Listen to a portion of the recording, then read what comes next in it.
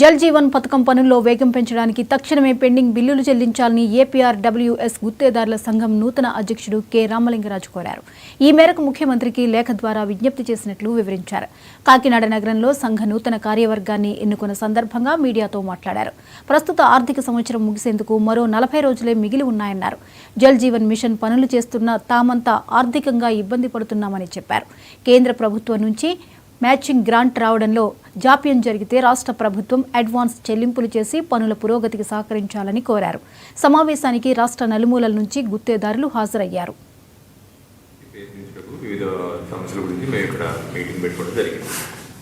మాకు సంబంధించిన వరకు ప్రధాన సమస్య ఏమిటంటే గత సంవత్సరం జనవరి నుంచి సెప్టెంబర్లో ఒకసారి మాత్రమే పేమెంట్లు జరిగినవి. తర్వాత పేమెంట్ జరగలేదు. ఈ పేమెంట్ లేని పక్షంలో పనుల పురోగతి సంతృప్తికరంగా చేయలేకపోతున్నాము. కావున మా యొక్క పెండింగ్ బిల్లు త్వరగా ఇప్పించి మా యొక్క ప్రభుత్వం యొక్క ప్రతిష్టాత్మకమైన ప్రోగ్రామ్ని ముందుకు తీసుకెళ్లేలాగా మాకు పేమెంట్లు తొందరగా ఇప్పించగలరని గౌరవ ముఖ్యమంత్రి గారికి, గౌరవ పంచాయతీరాజ్ శాఖ మంత్రి, డిప్యూటీ సీఎం పంచాయతీరాజ్ శాఖ మంత్రి పవన్ కళ్యాణ్ గారికి విన్నవించుకుంటున్నాము. ప్లస్ పేమెంట్ విధానంలో వచ్చిన డబ్బులు ఫస్ట్ ఇన్ ఫస్ట్ అవుట్ విధానంలో ఇప్పించవలసిందిగా కోరుతున్నాము. ఇప్పుడు మేము ఈ పేమెంట్లు ఇర్రెగ్యులర్గా అంటే 6 నెలలకు ఒకసారి, 3 నెలలకు ఒకసారి, 4 నెలలకు ఒకసారి రావడం వల్ల మా యొక్క కష్టం అంతా వడ్డీలకి దానికే పోతున్నది.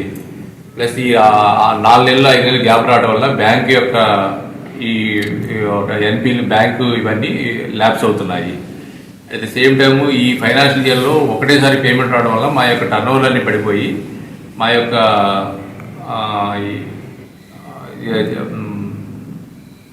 వ్యాపారం ఒడిదుడుకులు ఎదుర్కొంటుంది. కావున పేమెంట్లు ఎప్పటికప్పుడు ఇప్పించవలసిందిగా కోరుతున్నాము.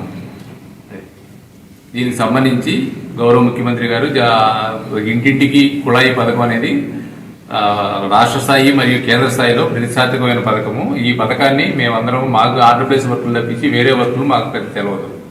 మేము గత 25-30 సంవత్సరాల నుంచి దీని మీద ఆధారపడి మా జీవితాన్ని కొనసాగిస్తున్నాము.